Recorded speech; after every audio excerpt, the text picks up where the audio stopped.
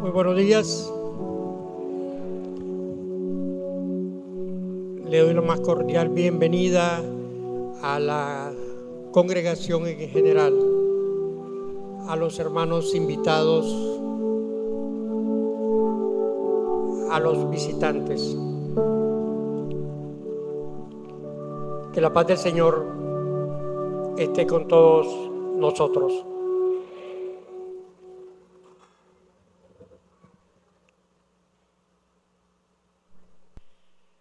De una buena vez entramos en materia, como dicen los maestros.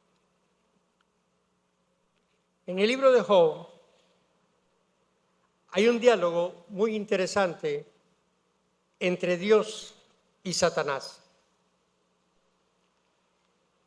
Dios le pregunta a Satanás, ¿de dónde vienes? Satanás responde a Jehová diciendo, de recorrer la tierra y de andar por ella. Y Jehová pregunta a Satanás, ¿no te has fijado en mi siervo Job, que no hay otro como él en la tierra, un hombre íntegro y recto, temeroso de Dios y apartado del mal? Este es uno de los diálogos más impresionantes que yo he leído en la palabra, en la Biblia. Que Dios mismo dé testimonio de alguien no es usual. ¿A cuánto nos gustaría que nuestro Padre Eterno se pronunciara de esa manera acerca de nosotros? ¿No te has fijado en mi siervo Ricardo? ¿No te has fijado en mi siervo Franklin? ¿No te has fijado en mi siervo José? ¿No te has fijado en mi siervo César, Mario, Alfonso, etcétera? Dios ama a quienes confían en Él, a quienes le obedecen y trabajan con ahínco en su obra. Pero también es duro cuando de falsos e hipócritas se trata. Leemos en el libro de Mateo, capítulo 12. Generación de víboras, ¿cómo podréis vosotros, siendo malos, hablar cosas buenas? Porque de la abundancia del corazón habla la boca. Oramos. Padre y Dios nuestro, bendito sea tu nombre. Gracias por tu amor para con tus hijos, por lo que has hecho con nosotros, por el cambio en nuestras vidas, por el don de la salvación. Toma el control de esta meditación, pidiéndote, Señor, que llegue al corazón de quienes la necesitan. Que tu palabra redarguya a aquellos que están pasando por este desierto. Tuyo es el poder, la gloria y la honra por todos los siglos. Amén. Esta prédica se sustenta en el libro de Isaías, capítulo 59, versículo 2. Aunque ya lo leyeron, vamos a leerlo nuevamente. Pero vuestras iniquidades han hecho división entre vosotros y vuestro Dios, y vuestros pecados han hecho ocultar de vosotros su rostro para no oír. Amén. Todos estamos familiarizados con los términos pecados, pecadores. Pero ¿qué es lo que queremos decir realmente con estas palabras? ¿Lo sabemos realmente? Puede que exista algo de confusión sobre este tema y es sobre lo que vamos a hablar sobre él. Si deseamos tener una visión correcta de la santidad, debemos comenzar por examinar el extraordinario tema del pecado. Sin el correcto entendimiento del pecado, la doctrina de la justificación, de la santificación y de la glorificación son palabras huecas. Son palabras que no tienen ningún sentido si no entendemos lo que es el pecado. La primera cosa que hace Dios con una nueva criatura en Cristo es poner luz dentro de su corazón y mostrarle a él que es un pecador y además de eso es culpable. Visiones poco claras del pecado son el origen de la mayoría de los errores, de las herejías y de las falsas doctrinas en los tiempos actuales. Si un hombre no se da cuenta de la naturaleza peligrosa de la enfermedad de su alma, no puede saber si será sano con remedios falsos o imperfectos. Una de las necesidades principales de la Iglesia ha sido y es la enseñanza clara sobre la doctrina del pecado. He titulado esta prédica o esta reflexión, El pecado y sus consecuencias, un camino a la destrucción.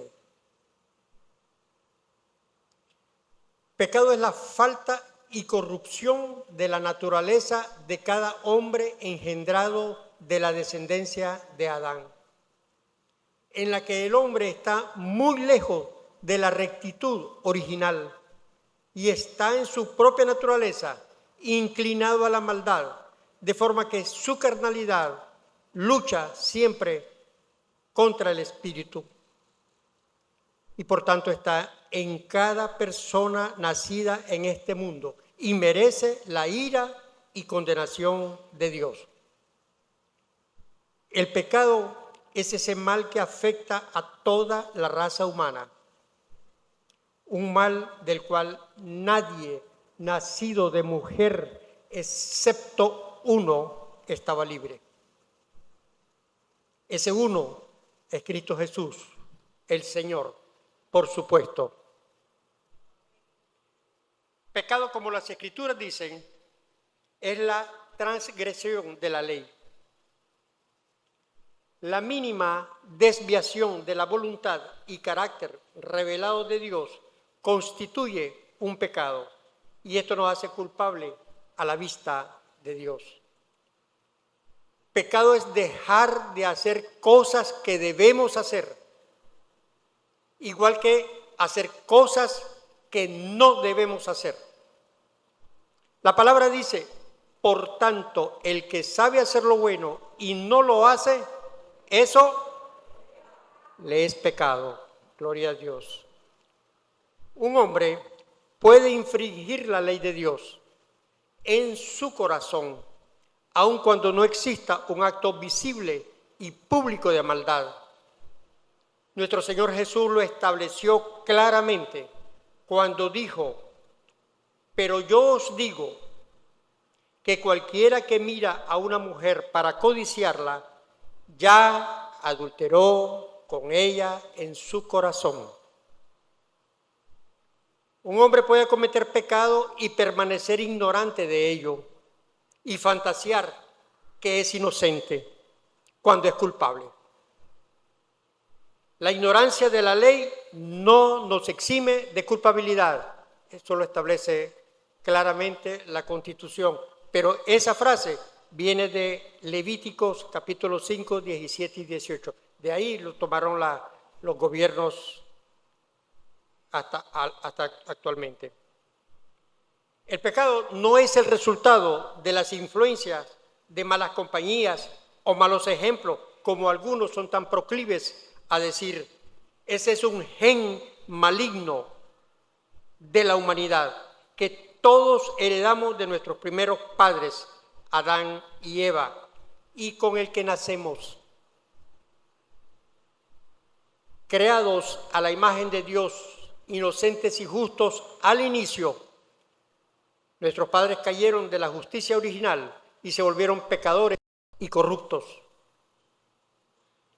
A partir de ese día, todos los hombres y mujeres son nacidos a la imagen de Adán y Eva caídos y heredan el corazón y la natural inclinación a la maldad. Todos nacemos con el estigma del pecado. Escrito está. Lo escribió Juan, el apóstol. Aquel que es nacido de la carne, carne es. Y Moisés, en el libro de Génesis, escribió Y vio Jehová que la maldad de los hombres era mucha en la tierra, y que todo designio de los pensamientos del corazón de ellos era de continuo solamente el mal. Nuestra propia justicia surge en parte del orgullo, eso que nos afecta tanto como cristianos, pero principalmente del desconocimiento sobre la justicia de Dios. Nos imaginamos justos insensatamente. Si supiéramos cómo estrictamente la justicia divina juzga los pensamientos, no habría ninguna criatura que se atreviera a considerarse justa delante de Dios en virtud de sus propias obras. En el Cuarto Concilio de Letrán del año 1215, convocado por el Papa de ese entonces, Inocencio III, de la Iglesia Católica Romana, se aprobaron una cantidad de decretos, entre los cuales hay uno que llama mucho la atención. Ese decreto establece que todo creyente debe confesar anualmente sus pecados a un sacerdote. Y se agregó a ese decreto la declaración de que no hay esperanza de perdón si no se cumple con el decreto. ¡Qué locura! ¡Qué locura de decreto! El Papa les concedió a los curas la atribución divina de perdonar pecados. Adjudicar a terceros o adjudicarse facultades divinas es una herejía. Y suponer que los hombres puedan confesar sus pecados tan fácilmente es una utopía, es una mentira, es un sueño. Si pudiéramos recibir el perdón de todos nuestros pecados, diciendo cada uno de los que hemos cometido, ninguno de nosotros podría ser perdonado. Porque además de los pecados nuestros que conocemos y que somos capaces de admitir y de confesar, hay un conjunto de pecados que son tan verdaderos pecados como los que podemos observar a simple vista, pero que están escondidos y pasan desapercibidos delante de los ojos de nuestros hermanos. Tenemos que aceptar que pecado es pecado, ya sea que lo veamos o no. Aunque sea desapercibido, es pecado y es real. Algunos tienen pecados no desconocidos para ellos, pero que los mantienen en secreto delante de sus semejantes. La insinceridad de estos hermanos es suficiente para que apreciemos su maldad. Pueden ir muy lejos en cuanto a las apariencias y albergan muy poca pureza de corazón. Hermanos que pecan en secreto, pero que hacen profesión de fe, que quebrantan los pactos de Dios en la oscuridad, que se ponen máscaras de bondad cuando están en la luz, que cierran las puertas y cometen impiedades en secreto. Dios se apiade de hablarles también y los conduzca al arrepentimiento. Algunos creyentes son buenos cuando se les ve. Su conducta exterior es recta, es generosa, es aparentemente cristiana, pero se entregan a algún pecado que el ojo del hombre no ha detectado todavía. Puede ser un mal hábito de juegos de azar, puede ser autosatisfacción, adicción a la pornografía, adulterio virtual o cualquier otro apetito malsano o vicio. No me corresponde especificar cuáles son en este momento. Pero somos necios cuando pensamos en albergar un pecado secreto. El pecado no es un secreto. El ojo de Dios lo ha visto. Han pecado delante de su rostro, han cerrado la puerta, han corrido las cortinas y se han ocultado de los humanos. Pero el ojo de Dios traspasa la oscuridad. ¿O acaso no sabemos que todas las cosas están desnudas y expuestas ante los ojos de aquel a quien tenemos que dar cuenta? Solamente observen cuando ustedes vayan de copiloto o vayan de pasajero, cuando el semáforo esté en rojo. ¿Qué es lo que hace el chofer? Ve para los lados a ver si no hay un policía. ¿Pero por qué no ve para arriba?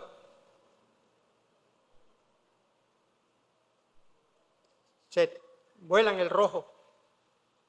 Eso es infringir la ley y eso es pecado. No hay ningún lugar secreto donde se puedan esconder y no tendrán suficiente tierra para cubrir su pecado. No es posible que lo escondan ante los ojos de Dios. El acto cuando fue cometido quedó escrito en el cielo y ahí permanecerá.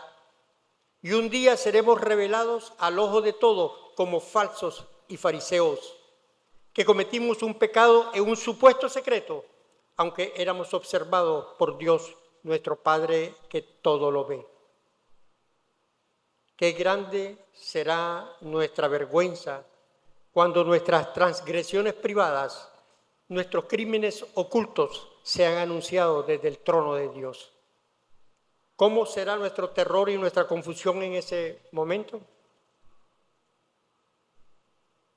De los pecadores, el hombre que dice ser creyente y sin embargo vive en la iniquidad es el más culpable de todos. Un hombre que maldice y dice obscenidades y afirma que esa es su costumbre y acepta ser un blasfemo, no actúa como falso. Pero el hombre que camina y está unido con la congregación de Dios, que sale delante de la iglesia a evangelizar y discipular y luego vive en pecado, qué terrible debe de ser su existencia. Estos hombres pecan de continuo y viven temerosos de ser descubiertos. Un día tal vez se muestre su carácter, pero con astucia se las arreglan para esconderlo y disimularlo. Viven en constante actitud diciendo mentira tras mentira, tratando de que la última mentira sea más convincente que la anterior, agregando engaño tras engaño para que los demás no lo descubran. Si voy a ser un impío, llevaré la vida de un pecador que peca delante de la luz del día. Pero si peco, no voy a actuar como un hipócrita. No voy a confesar ser de Dios mientras gusto mi vida con Satanás. Algo que ha golpeado a la iglesia y que ha partido su credibilidad y su vigor en dos ha sido el pecado de la hipocresía infame. En algunas iglesias hay algunos hombres a quienes podríamos alabar hasta los propios cielos si creyéramos en sus palabras, pero que arrojaríamos al abismo más profundo si pudiéramos ver sus acciones secretas. Que Dios tenga misericordia de cualquiera que esté actuando de esa manera. Puedo excusar al hombre que se entrega al desenfreno abiertamente y no dice ser bueno, pero el hombre que adula, que habla con engaño, que simula sonrisas, que pregona amor al prójimo y luego vive en pecado, Dios lo aborrece porque ha jugado con su misericordia. Si se volviera de sus caminos, Dios lo amaría. Este hombre coquetea con la inmoralidad mientras simula estar enamorado de la justicia. Una confesión falsa no es más que ostentación maquillada para ir al infierno. Tengamos cuidado de una confesión hecha sin convicción o con hipocresía. Evitemos una vida que necesita dos caras. Debe ser una o la otra. Si se decide a servir a Satanás, no pretenda servir a Dios. Y si sirves a Dios, sírvele de todo corazón.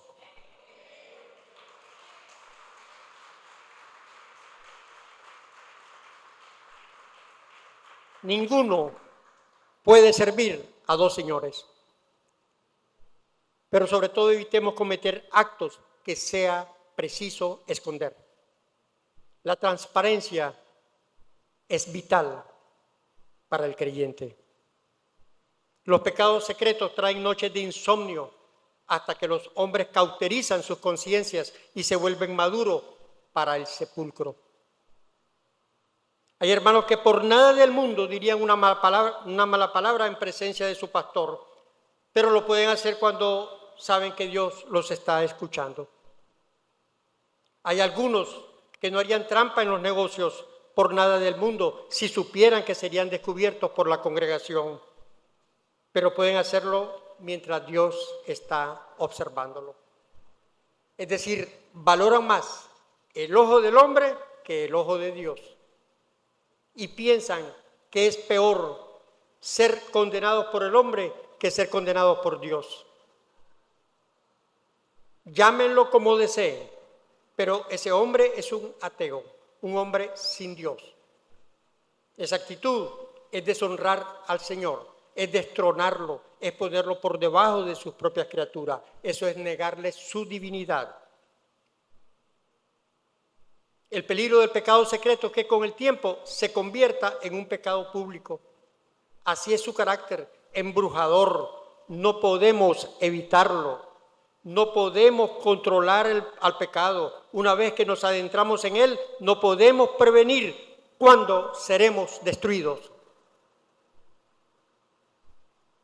Guardamos nuestros pecados favoritos en casa, pero cuando la puerta esté abierta de par en par por el pecado, saldrá a la calle. Ese pecado saldrá a la calle y se hará manifiesta nuestra culpabilidad.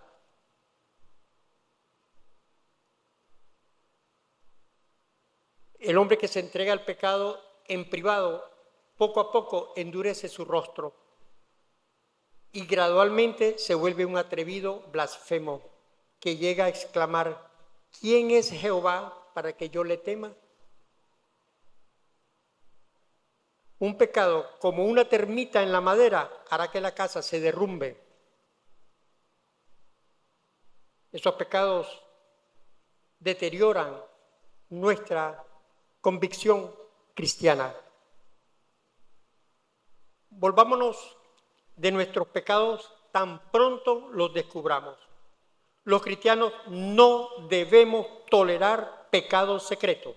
No debemos albergar traidores en el templo del Espíritu Santo. Es alta traición al Rey de Reyes y Señor de Señores.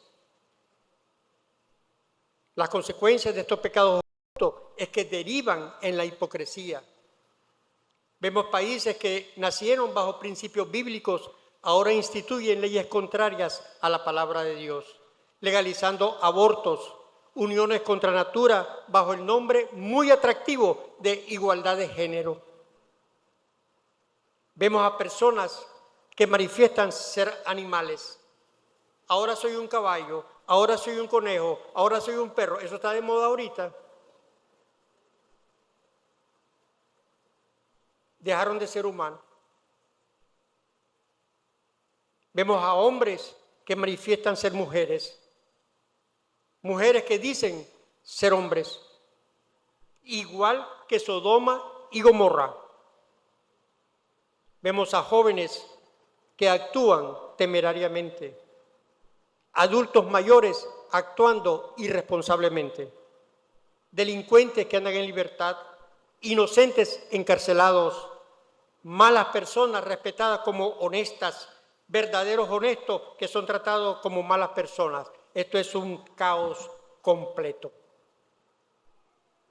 Pero también cuando volteamos nuestra mirada hacia las iglesias en general, vemos cristianos que poco saben del Cristo que dicen seguir, pero renuentes a estudiar la Biblia.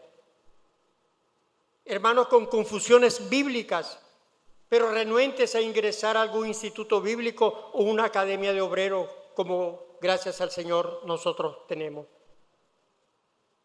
Hermanos llamados por Dios haciéndose los sordos. Hermanos con sólidos conocimientos bíblicos, autoflagelándose espiritualmente, enterrando los talentos que Dios les entregó en sus hogares, simplemente por orgullo. Hermanos que descuidan a sus hijos por cumplir con un ministerio cuando el primer ministerio ordenado por Dios es la familia. Me incluyo en esa exhortación. Me incluyo en esa exhortación. Y finalmente de ver creyentes que dudan. ¡Qué incongruencia! Creyentes que dudan. El fariseísmo designa a la persona que oculta la realidad tras una máscara de apariencias. Es alguien que actúa permanentemente, es falso de corazón y de alma. Su mente elabora conceptos de una forma, de un color, pero por diversas circunstancias tiene que actuar de un modo totalmente opuesto a como piensa. Una de las características más sobresalientes de este personaje es que cuando habla, produce daño. El libro de Proverbios así lo establece y así lo señala. Estas personas en algunas iglesias son confiadas en su sabiduría humana, concuerde o no con la sabiduría de Dios. Son mentirosos, ya que para avalar sus conductas no vacilan en mostrarse de manera opuesta a lo que verdaderamente son. Esto ya es un engaño y es una mentira. Aman que los oigan hablar en público verdaderas piezas literarias religiosas, pero el Señor los desenmascara cuando dijo, hablando consigo mismo. No estaban hablando con el Señor. Están permanentemente en acecho para detectar la paja en el ojo ajeno, mientras que la viga que hay en el suyo es ignorada. Privilegian las tradiciones y costumbres humanas por sobre los mandamientos de Dios, al que honran de la boca para afuera, pero no con sus corazones. Intrigan en las sombras para derrumbar a los que llevan la palabra del Señor, aunque externamente les den palmadita y hasta los bendicen. Cumplen con todas las ordenanzas religiosas, pero no saben lo que es la justicia y mucho menos el amor de Dios. No saben con qué se come la misericordia. El engaño, mis amados hermanos, es un espíritu satánico. Esta persona se lleva bien con una gran mayoría, pero nadie escapa de sus comentarios malsanos. Mis hermanos, nadie puede predicar lo que no ha vivido en su vida personal.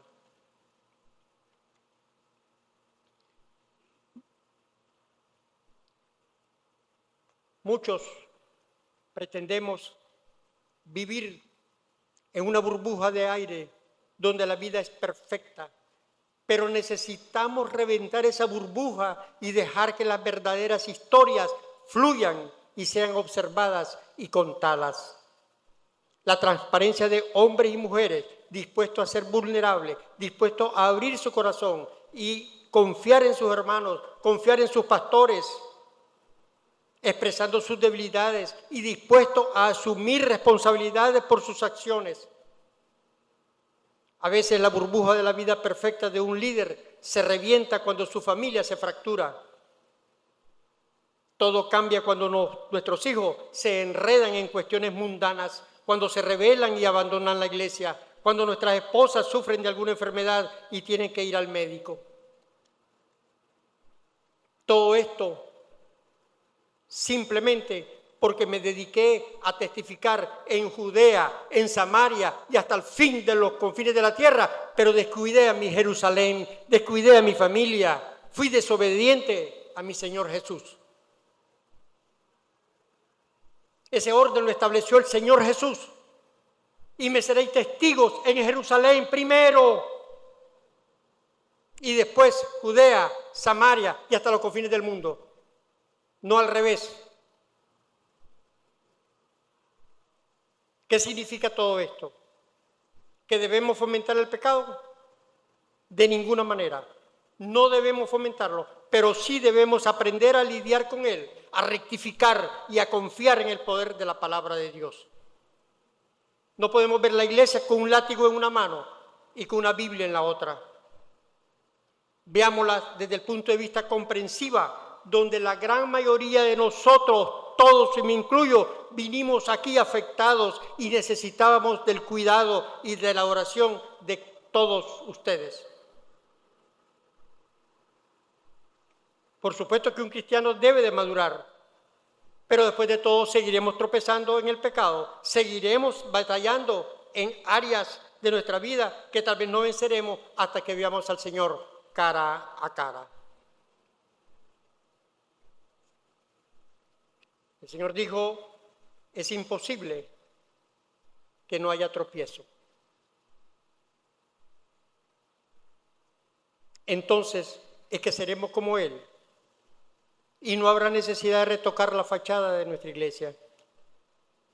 Permítanme poner las dos alternativas delante de ustedes. Por un lado hay una felicidad transitoria y después un sobrecogedor y terrible sufrimiento eterno. Pero por el otro lado hay aflicción y sacrificio temporal y después sólida paz y gozo eterno con el Señor. Repito lo que dijo el profeta Elías. ¿Hasta cuándo claudicaréis vosotros entre dos pensamientos? Si Jehová es Dios, seguidle, y si Baal, id en pos de él al infierno, que es lo mismo. Pero ahora hagan voluntariamente su elección y que Dios les ayude a tomar esa elección. No digan que van a rectificar sin tomar en cuenta primero su costo. Recuerden, está el pecado al que deben de abandonar. Está el desenfreno al que deben de frenar, valga la redundancia. Yo sé que es difícil, a menos que la gracia de Dios les ayude para hacer esa elección. Amigos visitantes, que aún no conocen a Jesús, nunca se arrepentirán de esa elección si Dios les ayuda a tomarla. Van a encontrar paz y tranquilidad por el resto de su vida y por el resto de su salvación, por el resto de su vida eterna. Mis hermanos, les pregunto a ustedes, ¿conservarán sus pecados y vivirán una vida miserable por ellos? ¿O renuncian a todos ellos? ¿O de lo contrario, no tendrán paz? Ni su alma prosperará como hijos de Dios. No se pueden alcanzar ambas cosas. No puede ser Dios y el mundo, no puede ser Cristo y el diablo. Debe ser uno u otro. Es vital decirle a la congregación, no lo que su carne desea escuchar, sino lo que su alma necesita escuchar. Es ahora o nunca, es volver o perderse. Lo digo solemnemente ante los ojos de Dios. Si no fuera la verdad, debo de dar cuentas de ello en el gran día del Señor. Deberé de dar cuenta ante el tribunal de Cristo por lo que hice en este cuerpo físico dentro del cuerpo de Cristo, que es esta iglesia Sion. Hoy estoy limpio de su sangre. Si alguien no busca de Dios, sino que continúa viviendo en pecado, yo seré limpio de su sangre en aquel día, cuando Dios demande sus almas de manos del atalaya. Si son condenados, no será por falta de predicación a ustedes, ni tampoco será por falta de oración por ustedes. Dios sabe cómo los 6 pastores de esta iglesia, todos oramos por cada uno de ustedes y cómo les amamos en el amor de Cristo. Que Dios nos dé gracia y fortaleza para renunciar a todos los pecados. Cierro con la lectura del Salmo 139, 23. Yo les pido a mis hermanos, si pueden acompañarme en esta oración. Dios mío, mira en el fondo de mi corazón y pon a prueba mis pensamientos. Dime si mi conducta no te agrada y enséñame a vivir como quieres que yo viva. Que Dios les bendiga grandemente.